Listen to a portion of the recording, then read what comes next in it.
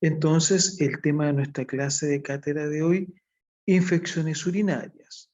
ITU, ¿cierto? Infección tracto urinario. Conocemos en nuestra medicina las infecciones urinarias como las ITU, es decir, las infecciones del tracto urinario. Y las podríamos definir recordando, ¿cierto?, nuestra clase de enfermedades infecciosas, que dijimos que infección era llegada de gérmenes o microorganismos acompañados de penetración, multiplicación y daño, ¿cierto? Entonces, partiendo de esta misma definición, podríamos definir, de estas mismas palabras, podríamos definir, ¿cierto?, las ITU como la llegada de gérmenes acompañadas de microorganismos, acompañadas de su multiplicación, penetración y daño, en este caso, al tracto urinario. Por eso que era relevante, ¿cierto?, conversar de, en su momento, enfermedades infecciosas, porque sacamos terminologías y definiciones que serían de mucha utilidad en nuestras actividades futuras. Entonces definimos las ITU como la llegada de gérmenes o microorganismos acompañadas de multiplicación, penetración y daño, en este caso al tracto urinario. Y dijimos que los microorganismos que más habitualmente condicionan y desencadenan infecciones urinarias en el ser humano son las bacterias gram negativas. Las bacterias gram negativas. Y entre estas bacterias, cierto rol preponderante lo juegan, por ejemplo, las pseudomonas, Klebsiella, Afnia, Proteus y particularmente la E. coli, ¿cierto? Recordamos la Escherichia coli, que juega un rol preponderante en la etiología de las infecciones urinarias. En medicina diferenciamos las infecciones urinarias altas y bajas, la ITU alta o ITUS altas e ITU baja o ITUS bajas, alto y bajo, ITU alta e ITU baja.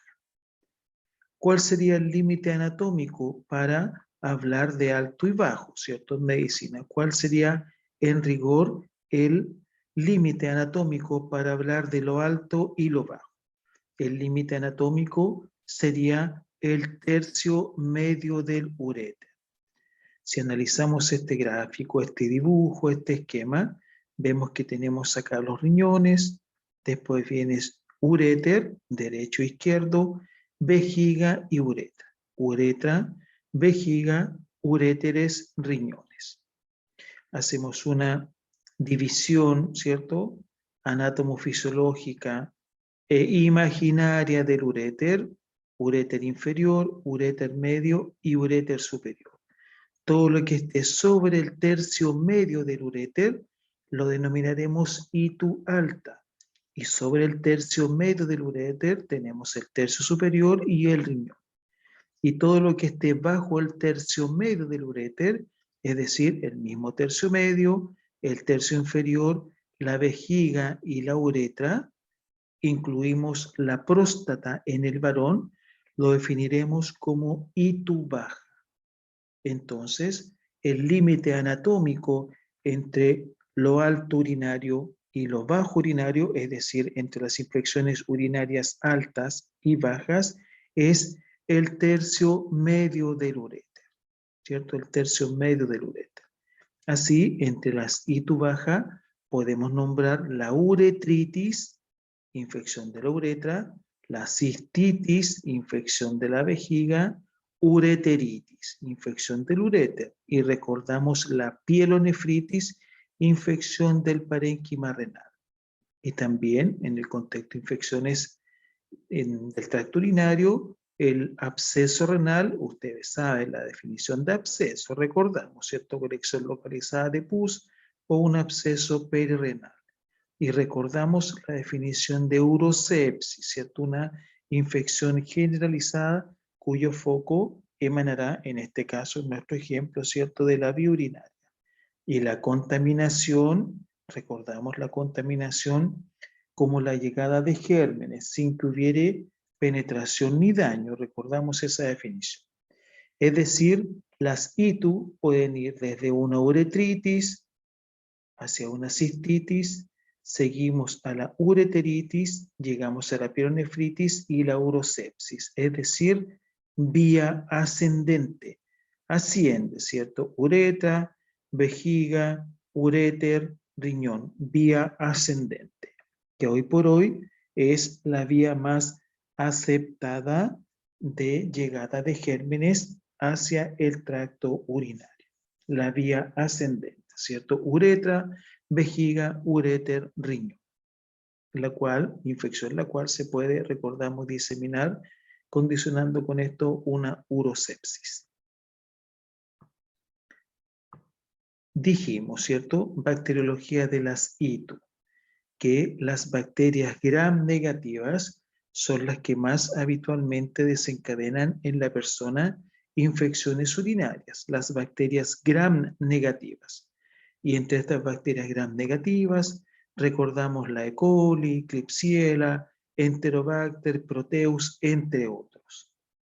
Y de estas bacterias, la E. coli, la Escherichia coli, ¿cierto? Alcanza aproximadamente el 90% en la ITU ambulatoria y también la ITU que se maneja en condiciones de hospitalización. Es decir, la E. coli es la bacteria que más habitualmente condiciona infecciones urinarias en el ser humano, ¿cierto? La Escherichia coli. Y las bacterias gram negativas. Y el sexo femenino, ¿cierto? Más habitualmente por sobre el sexo masculino. Y esto tiene su explicación porque recordamos que las bacterias gram negativas viven en el tracto digestivo. Por lo tanto, anatómicamente es cercana, ¿cierto? La estructura genito-urinaria en el sexo femenino al tracto digestivo. Hay una cercanía, ¿cierto?, entre la estructura rectal, el tracto rectal, y la estructura genitourinaria en el sexo femenino. Y si a eso agregamos la vía ascendente, desde el tracto rectal, los microorganismos ascienden, alcanzan, ¿cierto?, la zona genitourinaria, vulvar, posteriormente uretral, posteriormente vesical de vejiga, posteriormente uréter y ascienden hasta el riñón. Es decir, por razones y variantes anatómicas y capacidad propia de los microorganismos, dicho sea de paso, el sexo femenino tendrá más incidencia que el sexo masculino de infecciones urinarias. En el varón, la uretra está alejada del tracto rectal, uretra más larga que el sexo femenino. El sexo femenino tiene uretra corta, el varón tiene uretra más larga que el sexo femenino. Alejada del tracto rectal, por lo tanto, la posibilidad y la incidencia de infecciones urinarias disminuyen en el varón, a diferencia del sexo femenino. Entonces será la E. coli, nuestra bacteria conocida, Escherichia coli, ¿cierto?, la que por lejos tendrá mayor incidencia como factor desencadenante de ITU en el ser humano. Esa música no la puse yo, ¿cierto?, pero aparece. Bacteriuria significativa. Ya vamos a analizar después en la clase de taller, en algunos minutos más, ¿cierto? Y la del día viernes, terminología, donde analizaremos este concepto, bacteriuria significativa. Pero en rigor es la presencia de bacterias en la orina, bacteriuria, ¿cierto? Es una palabra compuesta, bacterias y orina, es la presencia de bacterias en la orina detectadas mediante un examen de orina, ¿cierto? Por los síntomas y signos que vamos a analizar más adelante, ¿cierto? Vamos a sospechar en la persona una infección urinaria y le vamos a solicitar un examen de orina. De esta muestra de orina vamos a tomar dos partes, ¿cierto? De esta muestra de orina. Una parte denominada orina completa o sedimento urinario, orina completa o sedimento urinario, y una parte denominada urocultivo. Urocultivo, es decir, de una muestra de orina, parte de esta orina la derivamos para orina completa y otra parte para urocultivo. Sus compañeros, ¿cierto?, eventualmente de Faxal, los laboratoristas toman la orina, la trasvasijan y una parte de esta orina la analizan para sedimento urinario u orina completa, son sinónimos, y otra parte para urocultivo.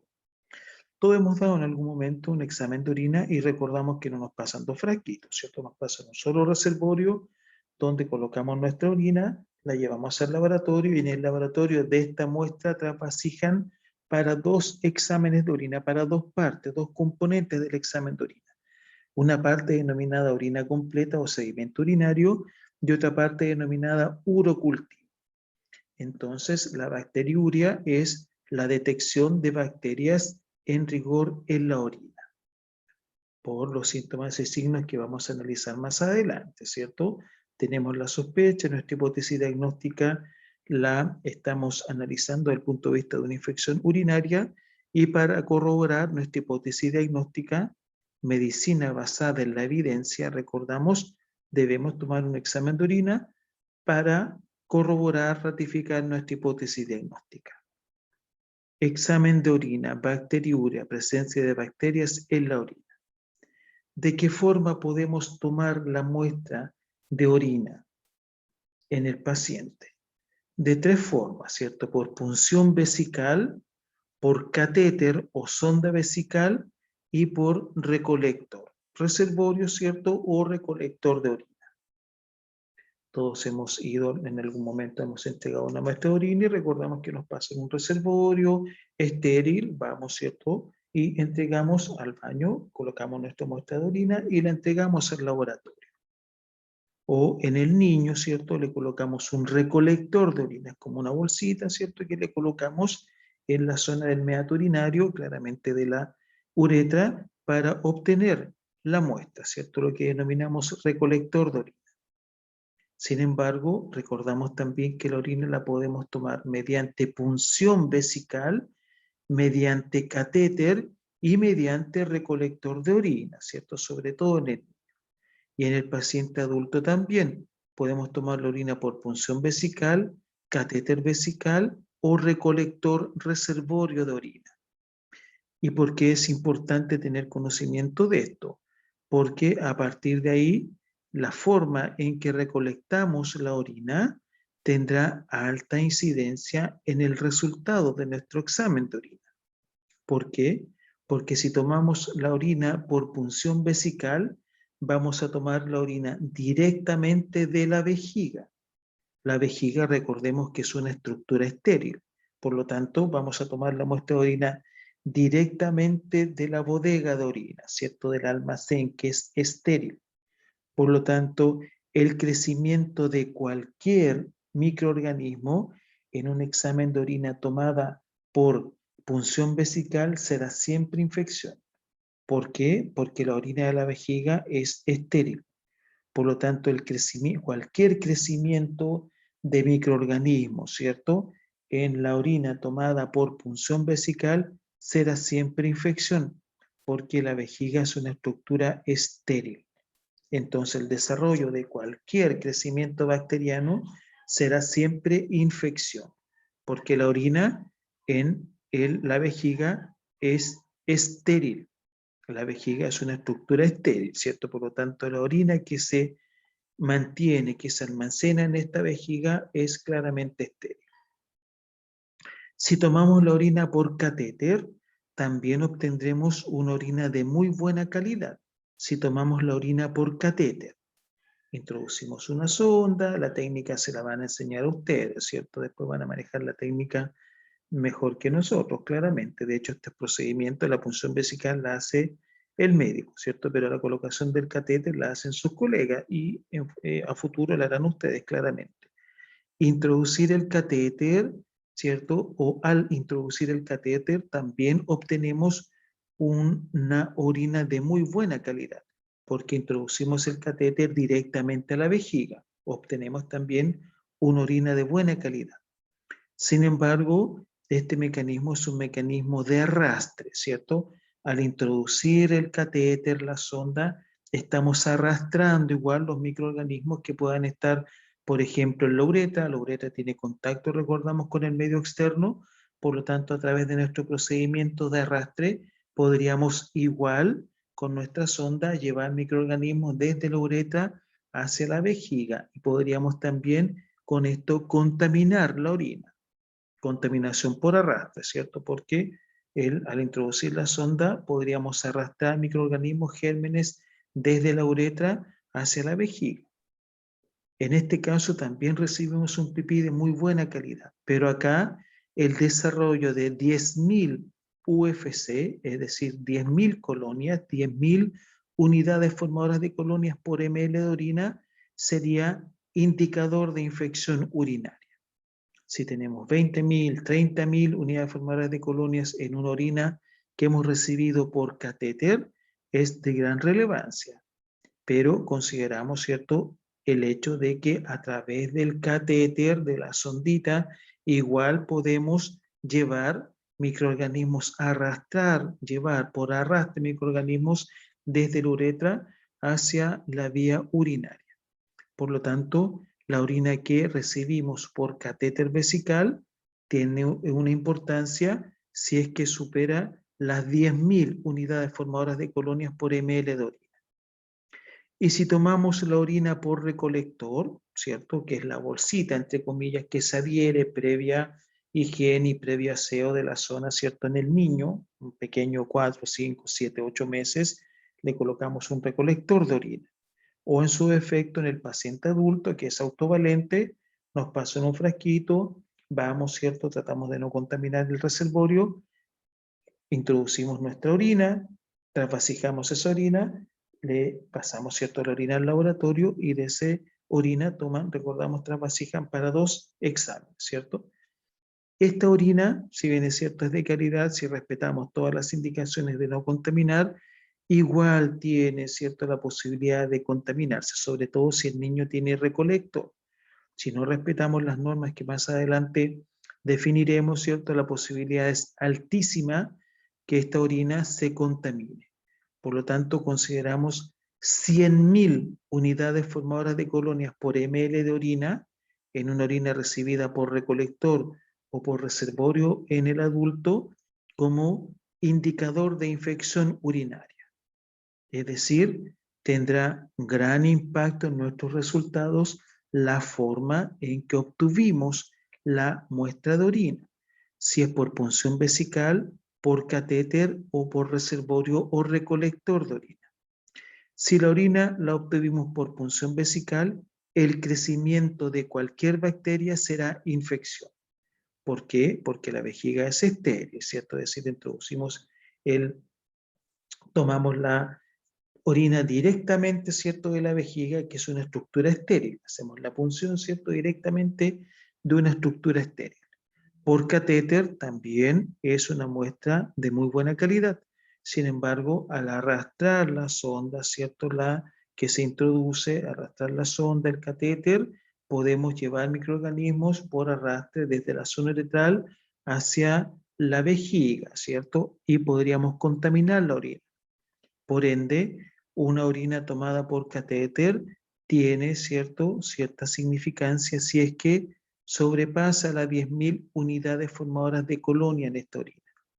Y si tomamos la muestra por recolector o por reservorio, 100.000 colonias UFC, 100.000 unidades formadoras de colonia, será un parámetro categórico para definir infección urinaria en la muestra tomada por recolector o reservorio para tal efecto. Entonces, a la pregunta, ¿tiene incidencia de qué forma obtenemos la orina en nuestro resultado final? Por supuesto, porque no es lo mismo tomar la orina por punción, por catéter o por recolector, porque tiene incidencia en nuestro resultado final. Y de 3 formas podemos tomar la muestra de orina, por punción, catéter o recolector. El catéter no es solamente para las pequeñitas, ¿cierto? En este caso para las lactantes o los pequeñitos. Porque también podemos colocar el catéter o hacer una punción vesical a un paciente adulto que esté postrado o que tenga alguna enfermedad de una vejiga neurogénica, por ejemplo, que no puede por sí solo miccionar. Por lo tanto, debemos colocar el catéter, ¿cierto? O hacer la punción o colocar el catéter y de esta forma obtener la muestra de orina. Por lo tanto, es cierto que el grupo etario infantil con muchísima frecuencia hacemos catéter, cateterización vesical, colocamos recolector y en menor porcentaje punción vesical, nuestra población infantil. Sin embargo, también en nuestra población adulta, el examen de orina o la muestra, mejor dicho, la podríamos tomar por punción, por catéter o por recolector de orina.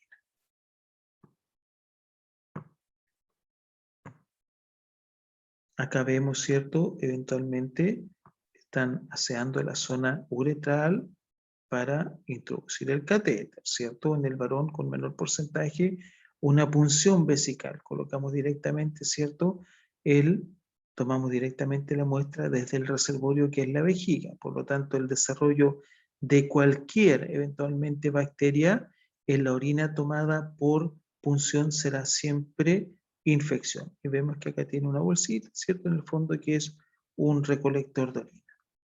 Entonces, una ITU, una infección del tracto urinario, solo puede diagnosticarse en forma confiable con un urocultivo. Es importante el urocultivo porque nos entrega la información, el nombre del microorganismo que está provocando la infección, ¿cierto? El urocultivo nos dirá si es que es una bacteria Escherichia coli, si es que es la Klebsiella, Pseudomonas, entre otras, ¿cierto? Bacterias. Y también nos da luces el urocultivo en relación al tratamiento, porque nos entrega información en relación al antibiograma. Antibiograma, es decir, en relación al tratamiento. Y los métodos para obtener un cultivo de orina, sobre todo en el grupo etario infantil, tendrán un gran impacto en los resultados. Es decir, podría haber variaciones importantes, ¿cierto? Si tomamos un examen por recolector y después cotejamos un examen con una orina en el mismo paciente tomado por catéter o en su efecto por punción, podrían variar, ¿cierto? Estos resultados. Las muestras obtenidas por punción vesical o catéter transuretral deben usarse para establecer el diagnóstico de una ITU. No nos mencionan el recolector, ¿cierto? A pesar de que no está masificado catéter ni punción vesical y un gran porcentaje de exámenes los tomamos mediante recolector de orina, sobre todo en los niños. Por lo tanto, podemos tomar un examen de orina mediante una orina tomada por recolector. Si tenemos además otros parámetros, podríamos definir que el pequeño debería hospitalizarse, ¿cierto? Tenemos un pequeño, supongamos, de 5 meses, que lleva fiebre hace 5 días y tenemos, ¿cierto?, sospecha de que está con una infección urinaria. Tomamos su examen de orina y vemos que, por recolector, vemos que hay infección en la orina, tomamos exámenes de sangre, reactantes de fase aguda, y tomamos la decisión de hospitalizar a este pequeño de 6-7 meses con un diagnóstico de una infección urinaria. Llega a nuestro servicio de pediatría y ¿qué van a hacer en pediatría? Corroborar eventualmente con el examen de orina, pero tomado por catéter, nuestra sospecha diagnóstica.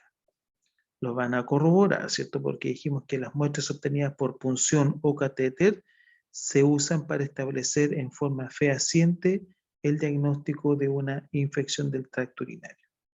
Sin embargo, seguimos utilizando, ¿cierto?, nuestros recolectores que nos han dado mucha satisfacción en los diagnósticos, pero sí mantenemos la normativa, ¿cierto?, y las reglas de las cuales vamos a hablar más adelante, la posibilidad de que se contamine un recolector y por ende alterar nuestro resultado del examen de orina va a ser menor.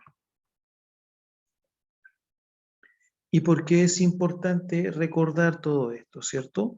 Porque tenemos en nuestros laboratorios, ¿cierto?, un alto porcentaje de urocultivos falsos positivos. Es decir, nos informan de infección urinaria donde no la hay. Urocultivos falsos positivos.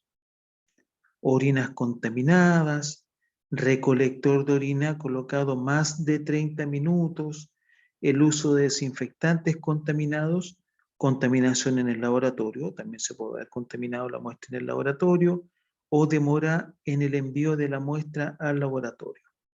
Estas causas podrían ser causas potenciales de urocultivos falsos positivos, es decir, que nos enumeren, que nos describan, que nos mencionen infección urinaria donde no la hay, un urocultivo falso positivo, orinas contaminadas, recolector de orina colocado más de 30 minutos, el uso de desinfectantes contaminados, demora en el envío de muestras al laboratorio o la contaminación en el propio laboratorio.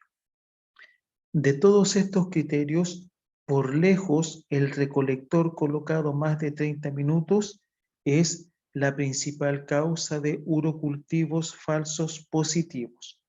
El recolector de orina colocado más de 30 minutos, sobre todo en esta población pediátrica, es la principal causa de urocultivos falsos positivos.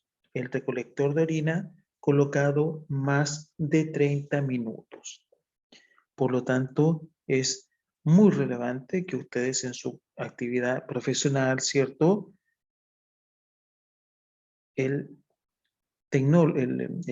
técnico, ¿cierto? Paramédico, o ustedes mismos, ¿cierto? O nosotros, con ustedes, colocamos recolectores en los niños, se tiene que respetar esta norma, ¿cierto? El recolector no debe estar más de 30 minutos.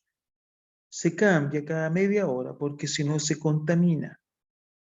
Hay una lucha, ¿cierto? En este minuto en nuestros sistemas públicos de salud porque no sé de dónde hubo un criterio que dijeron recolector 40 minutos.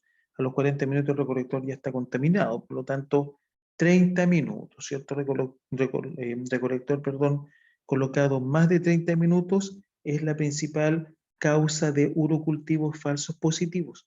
El recolector de orina no puede estar más de 30 minutos, lo cambiamos cada 30 minutos. Tomamos la muestra de orina y no se debe demorar el envío de la muestra al laboratorio. Se toma el examen de orina y algunas veces la muestra queda ahí 30 minutos, 40 minutos, 1 hora, 2 horas y después se envía la muestra al laboratorio. Es probable, ¿cierto?, que esta orina nos dé como resultado un urocultivo, en este caso falso positivo. Pero el recolector colocado más de 30 minutos es por lejos la principal causa de urocultivos falsos positivos. Y así como tenemos los urocultivos falsos positivos, también tenemos los urocultivos falsos negativos. Es decir, que no nos informen infecciones urinarias donde sí la hay, ¿cierto? Urocultivos falsos negativos. Tratamiento antibiótico reciente como causa de un urocultivo falso negativo, gérmenes de difícil desarrollo, orinas diluidas, uso de desinfectantes locales o una obstrucción del lado infectado, ¿cierto? Supongamos que tenemos una obstrucción en el uréter derecho, tomaremos la orina que pudo transitar, por ejemplo, por el uréter izquierdo, tendríamos una obstrucción del lado infectado y eso nos podría incidir en nuestro resultado final en el examen de orina, ¿cierto? Entonces, urocultivos, causas de urocultivos falsos negativos, tratamiento antibiótico reciente, gérmenes de difícil desarrollo, orinas diluidas, uso de desinfectantes locales, obstrucción del lado infectado. Y de estas causas, el tratamiento antibiótico reciente es la causa más habitual de urocultivos falsos negativos, el tratamiento antibiótico reciente. Es decir, es posible que la persona sienta molestias en la vía urinaria, molestias para orinar, urgencia para orinar, ¿cierto? E inmediatamente tome un antibiótico, sobre todo si ha tenido infecciones previas. Va a tomar el antibiótico para evitar que este cuadro siga propagando. Uno entiende esa variante, pero no es correcta, ¿cierto? Porque primero hay que tomar el examen de orina. Entonces tomo el antibiótico, 1 día, 2 días, ¿cierto? Me sigo sintiendo mal, me piden el examen de orina y el examen de orina va a salir negativo. ¿Por qué? Porque había tomado previamente antibiótico. O en su defecto, si la persona está tomando antibióticos por otra causa, ¿cierto? Por una infección respiratoria, amigdaliana, bronquial, a nivel de la piel, etcétera. Es decir, la presencia de antibiótico terapia en el organismo por cualquier causa será en rigor un factor de urocultivo falso negativo. Entonces, la principal causa de urocultivo falso positivo es el recolector colocado más de 30 minutos y la principal causa de urocultivo falso negativo será el tratamiento antibiótico reciente. Entonces tomamos el examen de orina, ¿cierto? Y qué alteraciones esperamos encontrar en el examen de orina para, en forma categórica y fehaciente, definir que él o la paciente está con una infección urinaria. Entonces, ¿qué cambios, qué alteraciones esperamos encontrar en el examen de orina? Elementos de ITU, de infección del tracto urinario en el análisis de orina, que nos permitan discernir en relación a la infección urinaria. Entonces, muy relevante, ¿cierto? Número 1, presencia de leucocitos. Entonces, ¿qué factores nos van a indicar la presencia de infección urinaria en el examen de orina? Número 1, la presencia de leucocitos, leucocituria, de 10 a 15 leucocitos por ml de orina, por milímetro cúbico ml de orina. De 10 a 15 glóbulos blancos, ¿cierto? Por milímetro, ¿cierto? Mililitro, perdón, de orina. 10 a 15 leucocitos. Leucocituria. Si hay 40, leucocituria. Si hay 50, pueden haber abundantes por campo, ¿cierto? Muchos leucocitos, incontables o abundantes por campo. Pero con 10 a 15 por mililitro de orina, ¿cierto? Eso es relevante para establecer nuestro diagnóstico de infección urinaria. Así como también la presencia de piocitos, de pus, ¿cierto? Que denominamos piocitos, sobre 6 por mililitro de orina. Piocitos, lo que denominamos piuria. Pueden haber 50, 60, pueden haber incontables, ¿cierto? Abundante cantidad, pero sobre 6 ya eventualmente podemos establecer con cierto grado de certeza la posibilidad de una infección urinaria. Número 3, eritrocitos, presencia de sangre en la orina, glóbulos rojos, eritrocitos, sobre 5 por mililitro de orina. En presencia de piuria, es decir, si encontramos solamente sangre en la orina, sin leucocituria, sin piuria, sin ninguno de los otros dos cambios previos, solamente presencia de sangre, no es indicación de infección urinaria. La eritrocituria, ¿cierto? Eritrocituria, que es la presencia de eritrocitos en el examen de orina, la presencia de sangre, no es indicador de infección urinaria, por cuanto sangre en la orina puede haber por muchísimas causas, ¿cierto? Si el paciente tiene una neoplasia en la vía urinaria, podría sangrar en la vejiga o en el riñón. Si el paciente o la paciente se toma el examen de orina días posteriores, 1 o 2 días posteriores al ciclo menstrual, todavía puede haber sangre, ¿cierto?, en la orina. O, en su defecto, si es que, por ejemplo, tiene cálculos el paciente, ¿cierto? Puede tener cálculos y en ese contexto generar presencia de sangre en la orina. Es decir, muchas causas pueden condicionar la presencia de sangre, de hematuria.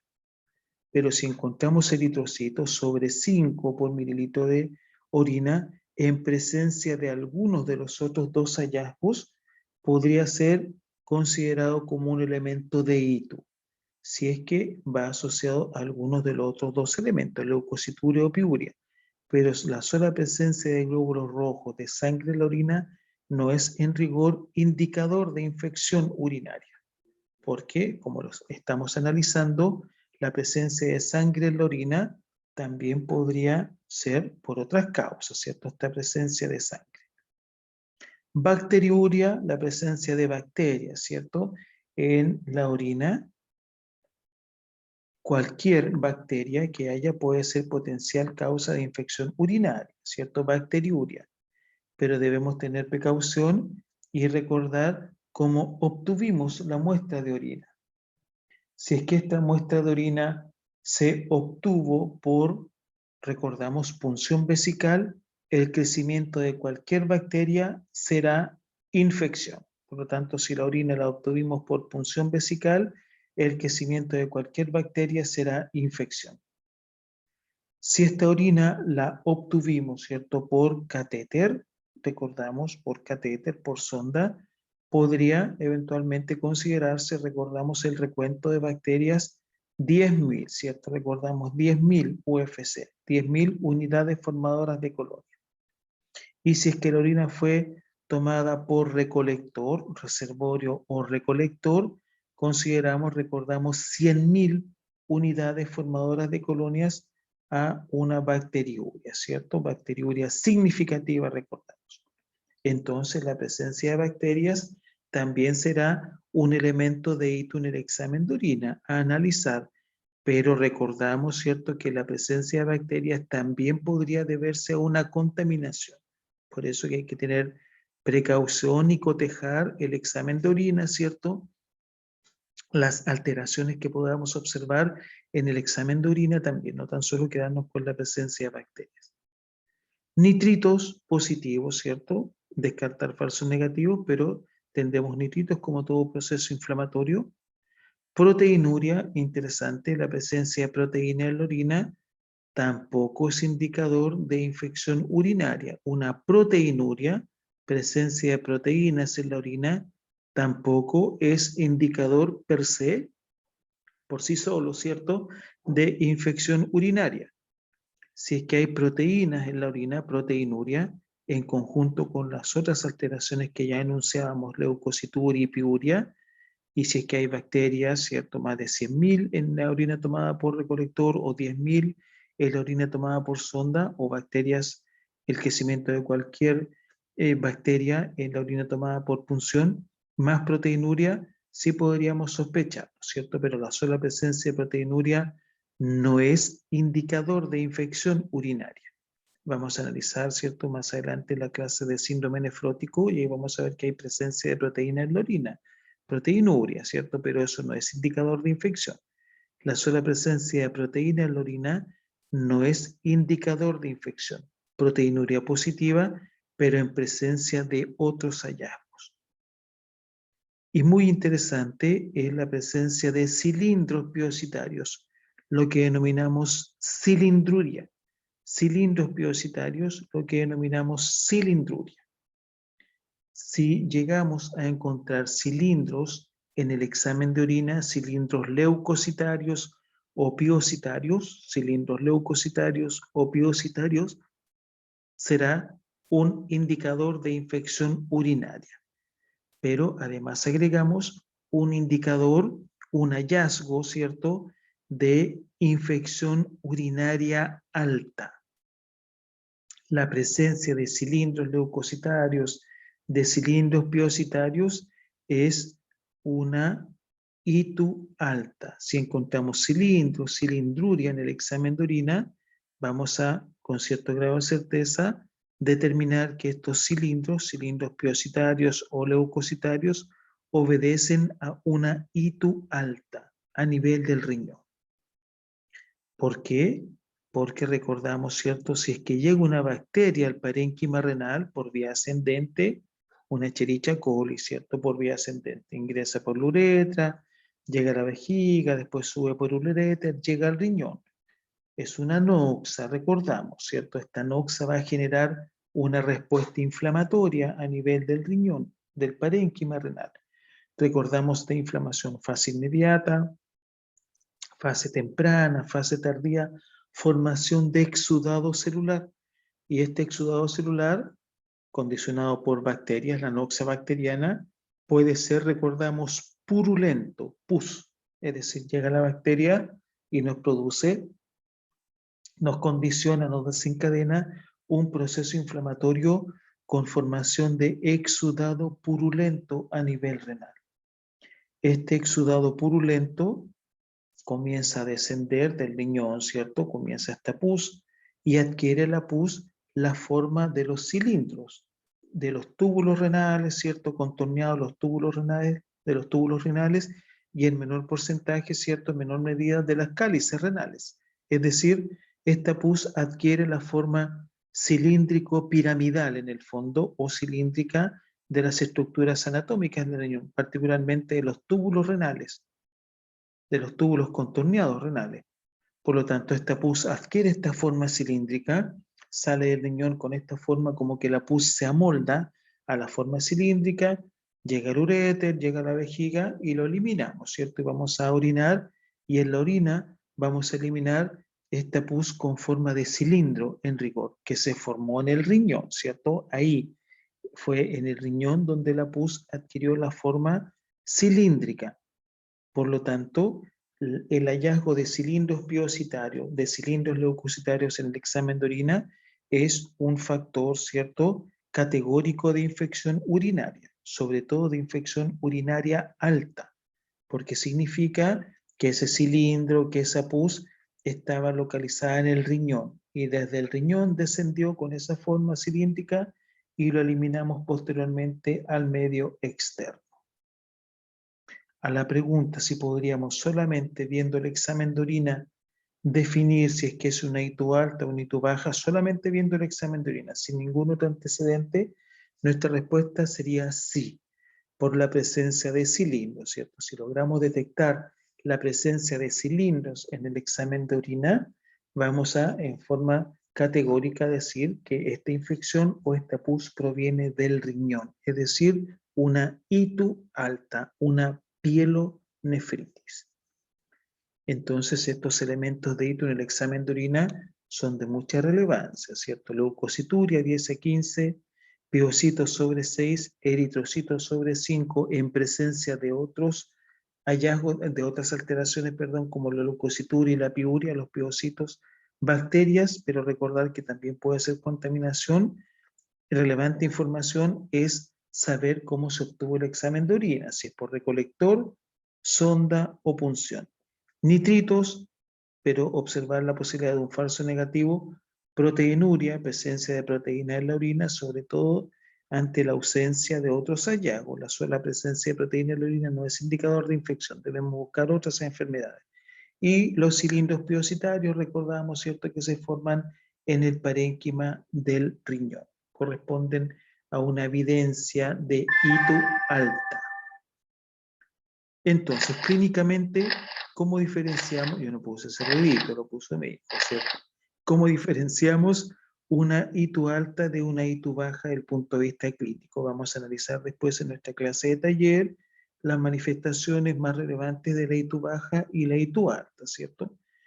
Pero en rigor, vamos a comenzar diciendo que en la ITU baja prevalecerán los síntomas de la vía urinaria baja. ITU baja, por ejemplo, una cistitis. Una cistitis es una ITU baja, una uretritis es una ITU baja, una cistouretritis también es una ITU baja, ¿cierto? Por lo tanto, en la ITU baja prevalecen los síntomas de la vía urinaria baja. Sin embargo, en la ITU alta, es decir, cuando la infección por vía ascendente compromete el riñón, no vamos a observar necesariamente síntomas de la vía urinaria baja. El paciente con una ITU alta, con una pielonefritis, presentará síntomas sistémicos, sintomatología sistémica, como fiebre, dolor en la zona lumbar, compromiso del estado general. Ese SEC significa compromiso del estado general. Entonces el paciente con una ITU alta tendrá fiebre, compromiso del estado general, dolor en la zona lumbar. En el hemograma encontraremos leucocitosis, ¿cierto? Desviación izquierda, mucho neutrófilo, neutrofilia. Recordamos que hay un potente proceso inflamatorio, ¿cierto? Por lo tanto, se va a activar el mecanismo de defensa neutrofílico, neutrofilia, neutrófilos. Vamos a observar además leucocitosis. Recordamos que los leucocitos responden por los procesos bacterianos. Entonces tendremos fiebre, compromiso del estado general, dolor en la zona lumbar. El hemograma, el examen de sangre, nos arrojará presencia de leucocitosis, elevación del nivel de leucocitos en la sangre, recordamos sobre 15.000. Reactantes de fase aguda, tendremos la PCR, la proteína C reactiva estará elevada, al igual que la velocidad de hemosedimentación, Y en el examen de orina detectaremos leucocituria, piuria, ¿cierto? Pero serán muy relevantes en la ITU alta la presencia de los cilindros piositarios. La presencia de cilindros piositarios será relevante en el examen de orina del paciente con una ITU alta. Es decir, recordamos la presencia de cilindros piositarios serán muy característicos de la ITU alta. Y si hacemos imágenes en el paciente, muy relevante igual las imágenes, hacemos una ecografía, también en esta ecografía vamos a arrojar, va a arrojar esta ecografía, perdón, alteraciones inflamatorias del parénquima renal, ¿cierto? La ecografía, que es ultrasonido, nos va a arrojar información relevante en relación, recordemos, ¿cierto?, a la vía urinaria, particularmente al riñón.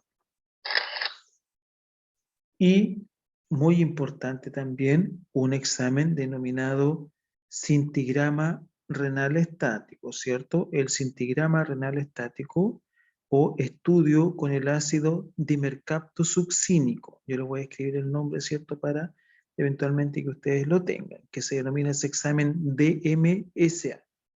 Examen con estudio, ¿cierto? Con el ácido dimercapto succínico, lo que denominamos cintigrafía renal. Es decir, el paciente puede ser sometido a una ecografía y posteriormente también a una pielografía y también a un examen denominado cintigrafía renal estática, el estudio con el ácido dimercapto succínico, DMSA. Este examen nos puede arrojar información relevante en relación al riñón, ¿cierto? Si estamos definiendo alteraciones ITU alta e ITU baja. El cintigrama renal estático o cintigrafía renal estático, el estudio con el ácido dimercapto succínico, tiene relevancia para detección de, en rigor, cicatrices a nivel del riñón, ¿cierto? El cintigrama renal nos va a arrojar alteraciones, cicatrices, recordamos inflamación crónica, respuesta proliferativa, conformación de cicatriz. Por lo tanto, con ayuda del DMSA, dimercapto succínico, con el ácido dimercapto, acá estamos escribiendo dimercapto, siempre me equivoco, dimercapto succínico, DMSA, estudio con el ácido dimercapto succínico, ¿cierto? Dimercapto succínico, DMSA, que nos ayuda ¿para qué? Para evidenciar alguna alteración anatómica y particularmente, ¿cierto?, alguna cicatriz que pueda haber en el riñón, ¿cierto?, que nos va a ayudar en rigor para nuestro diagnóstico.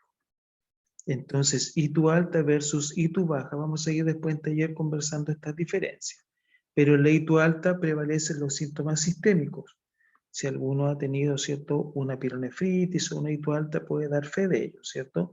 A lo mejor no teníamos molestias para orinar, pero sí teníamos fiebre, compromiso del estado general, dolor a la palpación de las zonas lumbares, ¿cierto? En el examen de sangre encontraremos elevación del nivel de los glóbulos blancos, de los neutrófilos también, de la VHS, ¿cierto? En el examen de orina encontraremos además de leucocituria, piuria, cilindros piositarios como una característica de la ITU alta, la ecografía renal y sobre todo el cintigrama renal estático, el estudio con el ácido dimercapto succínico, más nos va a evidenciar, ¿cierto?, las alteraciones de la infección a nivel del riñón. Las ITU son enfermedades absolutamente transversales, ¿cierto? Son absolutamente transversales las ITU. Las pueden contraer personas adultas y niños, ¿cierto? Y el grupo etario infantil es particularmente propenso a las infecciones urinarias, producto de lo que conversamos, ¿cierto?, de esta particularidad anatómica. El grupo etario de niños, ¿cierto?, tiene especial, o en ellos, ¿cierto?, tiene especial frecuencia las infecciones urinarias. En el adulto también, pero en el grupo etario infantil las infecciones urinarias no es que sean normales, son habituales, ¿cierto? Obviamente poco no esperadas, pero son habituales de encontrar. En ningún caso normales, pero sí encontraremos infecciones urinarias en el grupo etario infantil. Por eso que vamos a entregar algunas palabras en relación a las manifestaciones clínicas de la infección del tracto urinario en los niños, ¿cierto? En el recién nacido habrá manifestaciones muy inespecíficas. Podría tener fiebre e incluso podría tener hipotermia, ¿cierto?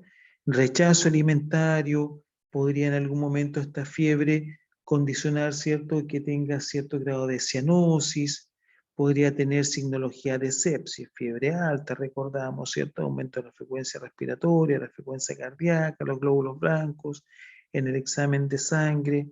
Es decir, en el recién nacido serán manifestaciones muy inespecíficas.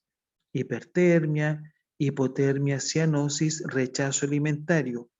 En rigor, esta manifestación del rechazo alimentario es muy relevante, ¿cierto? Encontrarlo en general en cualquier enfermedad y particularmente en la ITU. Siempre hay que escuchar a la mamá, eso es muy importante. Entendemos que algunas veces la mamá pueden ser, digamos, sobredimensionar o extrapolar, ¿cierto?, las manifestaciones de los pequeños, pero en un porcentaje altísimo de situaciones las mamás, ¿cierto? O el papá, o ambos, nos entregan información muy relevante en relación, por ejemplo, al rechazo alimentario. O la mamá, o el papá, o ambos, nos pueden decir, no vemos bien a nuestro pequeño. Hay que tener mucha precaución con eso y siempre escuchar a los papás. Nadie conoce mejor a sus hijos que a sus propios padres, ¿cierto? Por lo tanto, si la mamá o el papá dice, no, no lo veo bien, está raro, ¿cierto? Ayer que hoy día dejó de tomar pechito, está muy somnoliento, lo he tratado de despertar, cuidado con eso, ¿cierto? Porque pueden ser manifestaciones de algo potencialmente grave. A lo mejor no, pero sí hay que abordarlo con la seriedad que el cuadro amerita, ¿cierto? Por lo tanto, si el niño tiene hipotermia, y ni hablar si tiene hipertermia, ictericia, rechazo alimentario, ¿cierto? Signología de sepsis y en algunos casos hematuria, claramente nos planteamos no tan solo la posibilidad de una ITU, sino que la posibilidad de hospitalizar, ¿cierto? Un recién nacido febril, un recién nacido con fiebre es criterio de hospitalización. En el lactante, aún la presentación es inespecífica. Puede presentar diarrea, ¿cierto? Incluso lo podríamos confundir vómito, lo podríamos confundir este ITU con un proceso infeccioso digestivo, con una gastroenteritis, con un rotavirus, entre otros, ¿cierto? Pero va a haber fiebre ya, síntomas inespecíficos todavía, vómitos, diarrea, orinas podríamos percibir ya en esta edad, en el lactante, orinas de mal olor, ¿cierto? Eventualmente. Estará irritable a veces por disuria, por dolor al orinar, ¿cierto? Con un chorro intermitente de orina y puede también haber presencia de sangre.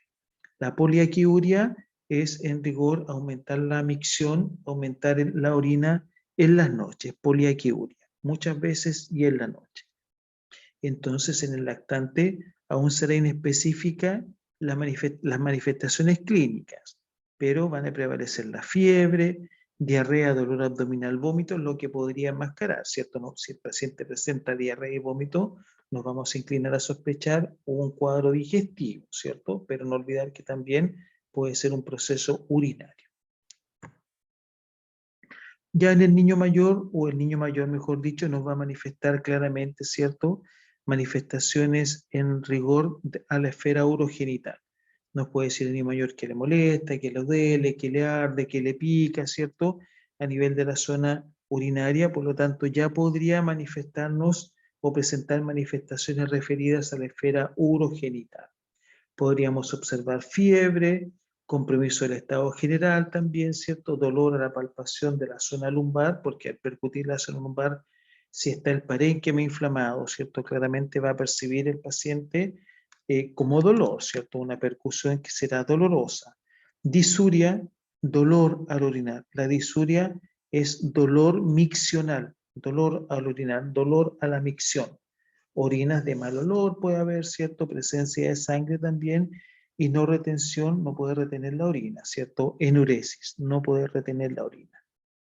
Pero seguirán siendo, si bien es cierto la sintomatología un poco más específica, seguirán, ¿cierto?, habiendo algunos síntomas, indudablemente, que podrían obedecer a otras enfermedades. La fiebre, el compromiso del estado general, por ejemplo, la hematuria también, recordamos, podrían ser manifestaciones de otras patologías. Entonces, sospechamos una ITU, como los síntomas y signos que acabamos de revisar, ¿cierto? Tomamos el examen de orina por uno de los tres, eventualmente, mecanismos: punción sonda recolector, diagnosticamos una ITU por Escherichia coli y debemos tratar, ¿cierto?, esta ITU. ¿Qué pasos son muy relevantes a la hora del tratamiento en un paciente con una ITU? Entonces, pasos a seguir en el tratamiento de una ITU. Una ITU la sospechamos clínicamente, ¿cierto?, por los síntomas y signos que ya comentamos. Va a haber una sospecha clínica. La diagnosticamos con certeza bacteriológica, es decir, debemos tomar un examen de orina y evidenciar que en esta orina hay presencia de bacterias que condicionan nuestro diagnóstico. Se sospecha clínicamente, se diagnostica con certeza bacteriológica, se trata de forma correcta y oportuna. En rigor, estos tres eslabones habitualmente tratamos de hacerlo bien y lo hacemos con relativa corrección, ¿cierto? Lo sospechamos clínicamente, se diagnostica con certeza bacteriológica en la orina, se trata en forma oportuna y correcta, eso se hace bien, pero el eslabón más débil de la cadena es el control. La ITU o las ITU se sospechan, se diagnostican, se tratan y se controlan. Esta parte a veces nos olvidamos de la parte del control. Cuando hablamos de control hay que tomar un examen de orina una vez que termine el tratamiento y después por varios meses, ¿cierto?, para descartar recaídas y reinfecciones. Sin embargo, el control de un paciente con una ITU es como el más débil. Generalmente se sospecha clínicamente en forma correcta, se diagnostica también en forma correcta, se trata en forma correcta y oportuna, pero el control de acuerdo a un esquema preestablecido, ese es eventualmente un detalle que se nos escapa. Se estudia por imágenes según corresponda, por supuesto, ya nombramos algunas imágenes, la ecotomografía, ¿cierto?, el cintigrama renal, DMSA, y vamos a agregar posteriormente la uretrocistografía también, ¿cierto? Es decir, se estudia por imágenes, por supuesto que sí, imágenes según corresponda. Se deriva al especialista si la respuesta es inadecuada o el estudio está alterado, o la respuesta es, al tratamiento me refiero, es inadecuada o el estudio está alterado, lo derivamos a un especialista. Lo derivamos a un especialista cuando el estudio está alterado, ¿cierto? Para que el doctor eventualmente nos oriente en relación a esta situación. Entonces la ITU se sospecha clínicamente, se diagnostica con certeza bacteriológica en el examen de orina, se trata en forma correcta y oportuna, se controla de acuerdo a un esquema establecido previamente, se estudia por imágenes y se deriva al especialista si la respuesta es inadecuada o el estudio está alterado. Hay un esquema, hay un seguimiento, es importante el control, ¿cierto? Tomamos un examen de orina, un urocultivo, a los 5, entre los 3 y 5 días del término del tratamiento. Si no hay respuesta clínica, claramente, tomamos un examen de orina de 3 a 5 días después del tratamiento. A los 30 días también, a los 2 meses, cada 3 meses por 6 años, 6 meses por 1 año, eso se nos podría olvidar, ¿cierto? Cada cuántos meses, de hecho los protocolos van cambiando todos los años, pero lo importante es tener eventualmente la certeza y el conocimiento de que las infecciones urinarias hay que controlarlas, ¿cierto? Hay que controlarlas. ¿Cómo la controlamos? Con los síntomas y signos que el paciente pueda presentar y particularmente con el examen de orina. Tomamos exámenes de orina, ¿cierto? Cada cierto tiempo, en los últimos 5 o 6 meses tomamos exámenes de orina para ir descartando la posibilidad de recaídas y reinfecciones.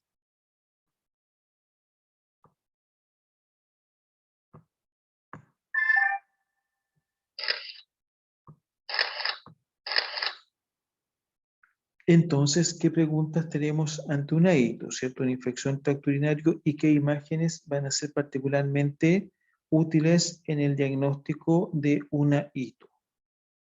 Si estamos ante la duda y la sospecha que hay una malformación de la vía urinaria, pedimos una ecografía. La ecografía nos ayuda, el ultrasonido, a la detección de malformaciones urinarias que nos podrían condicionar, ¿cierto? O en su efecto podrían estar determinando las infecciones urinarias. Por lo tanto, ante la sospecha de una malformación urinaria, tomamos una ecografía renal y vesical.